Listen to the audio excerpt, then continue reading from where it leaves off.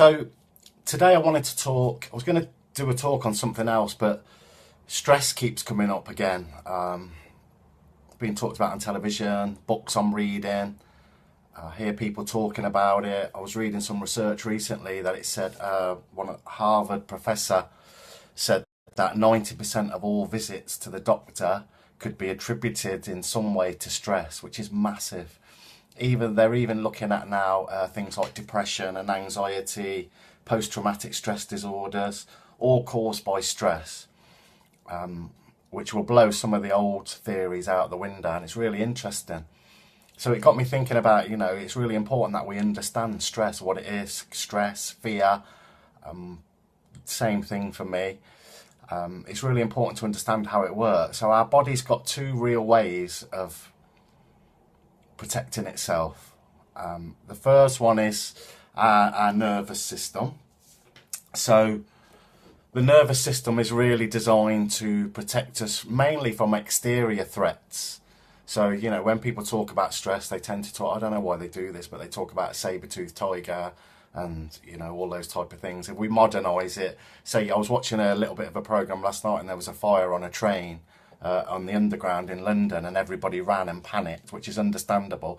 So those people at that level would have been experiencing a massive amount of stress. Okay, so what that does, your nervous system kicks in, it fires off the amygdala, the hypothalamus. The hypothalamus sends a signal to the pituitary gland, that kicks in the adrenal glands, and your body releases adrenaline and loads of other chemicals. Part of the process is it shuts down all the other systems that it doesn't need. Every single organ in your body, every single cell in your body will be affected at this moment in time. The way you think, the prefrontal cortex starts to close down a little bit as well. So when you're scared, when you're stressed, that's why you can't think so clearly. It's your body's way of protecting yourself and just sending all your blood and all your energy to your arms and your legs so you can run or you can fight, whatever, the fight or flight. So that's the nervous system. That's what it does. The other system that protects our body is the immune system.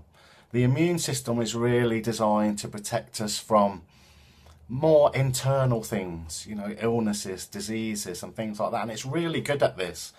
The problem is that when the nervous system kicks in, it can override the immune system. So if you're feeling ill, you've got an upset stomach or something, you're feeling really crap, but something really scary happens. So if we go back to the fire on the tube, some of those people there might have had, they might not have been feeling very well that day.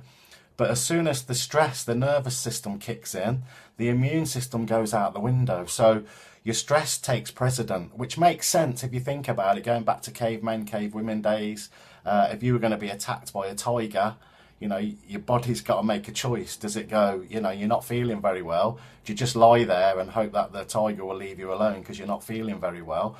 Or your nervous system kicks in, all the stress responses kick in and you get away. And then when you're away, the fact that you feel it, you'll remember the fact that you weren't feeling very well. So this makes a lot of sense to me why stress is massive. It's really important, but it's also a killer. Too much stress can damage your body, or you get stress all the time. It can damage your body. Like I say, it's closing down all the systems that you don't need. So continuous stress is causing continuous reactions in your brain, different hormones kicking off, chemical reactions. And life today, the way it's designed, it's a lot faster. We're under pressure to get things done, earn money, family, relationships. So that's one of the reasons why stress is such a big killer at the moment. And I don't think there's any doubt about that. Nobody could argue with that. Ways of fighting stress. For me, going to the gym is really important. Again, lots of research done on this where people say that exercise really helps to relieve stress. I go to the Red Corner Gym in Coventry, which I love. Not only because I obviously like to go there and train, it's a really positive place. The people who run the gym, Glenn Smith, Emma, Aaron Clamp, Matty Evans, Troy James, Joe Sheriff, all professional boxers, but all really nice people, good people to be around. So our environment has a big effect on how we're feeling. So You know, if you're surrounding yourself with good people, you're exercising, be careful what you're watching on the television, reading newspapers. Diet is another big one, what you're eating. Again, I would class all these as environmental factors. They're really important. But for me, even more important than this is how you think, controlling your thoughts, which we spoke about before, where things like meditation, mindfulness, all those type of things really help to control the thought. So just like the body's got two systems, the nervous system and the immune system, we've also got two minds as well, conscious mind and the subconscious mind. And again, going back to people like Freud and Carl Jung, and I haven't got a problem believing this either, they said that the subconscious mind was far more powerful than the conscious mind. You know, there's lots of things in life that consciously we know we should or we shouldn't do, but we still keep doing them, and that's because they're programmed into our subconscious mind. So working on the subconscious mind is really hard. I see a lot of people now doing courses where they're getting people to exercise, get their diets right. You know, all of those things are really good, but for me, they'll only take you so far. You know, at some point, you've got to work on your thought process, your subconscious mind, and start retraining that, which is difficult to do, and that's probably why most people don't do it. Sometimes we have to do the things that are the most difficult in life. So there's lots of different ways of doing that. Like I said, I've mentioned a couple of things there: mindfulness, meditation, catching your thoughts, being aware that they're your thoughts, sometimes just standing back and reflecting. And like I said, things like meditation and mindfulness have been proven to actually, again, change the chemical balances inside our brain. So they're really powerful. And that's what I wanted to touch on today, you know, stress being such a big killer, but it's something that we can work on and something that we can change. If 90% of all doctors' visits are caused by stress, then there's something massively wrong there, and it's something that we need to, you know, we need to work on. And for people in the coaching industry, the therapy industry, you know, it's like I said, it's really important that people do the basics: diet, nutrition, surrounding yourself with good people, socializing as well. You know, some of the research that I've been looking at recently says loneliness is just behind stress as one of the biggest killers. And again, you know, for me, I haven't got a problem believing that. My mum's 83. She's brilliant. She doesn't look anywhere near her age. But if you look at it, I've looked at it a lot and just think, what is it about her? And some people would say genetics possibly plays a part, but she's never in. I joke with my brothers that she's got a better social life than us. A couple of weeks ago, she was on a hen night at 83. You know, how incredible is that? I was phoning my kids and saying, your nan's on a hen night.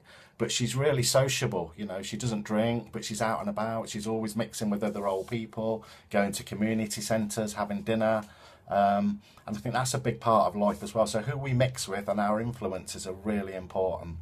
And that's what I wanted to share with today. You know on these videos that we'll go into techniques about dealing with stress and fear. Fear is a big topic of mine, you know, I love that topic. And like I said, I see a lot of people doing courses and getting people to challenge their physical fears, which is great, but there's a lot more to it than that. You know, I learned when I still probably have got fears, but I remember, you know, as a young man having lots of fears around confrontation, and I thought, when I get a black belt, I'll get a black belt, and it just happens to be in karate, all my fears will disappear. And I remember getting my black belt, and everybody tapping me, slapping me on the back and saying well done and congratulating me, and not feeling any different. The only difference was I had a black belt around my waist now, but I was still full of fear. I was still full of self-doubt. And I realised at that point that the physical stuff is really important. Like I said, it's important to exercise and do these things and face your fears. But it's more important to work on that self-worth bit and your thought processes. That's the most important thing. And that's the message that I wanted to share with everybody today. Enjoy the rest of your day. Sun's still shining here, so it's really beautiful. I'm working in London all day tomorrow, and apparently it's raining down there. I actually like the sun and the rain, so it doesn't matter. But enjoy the rest of your day, and thanks for watching. If anybody's got any questions, just fire away. Thank you.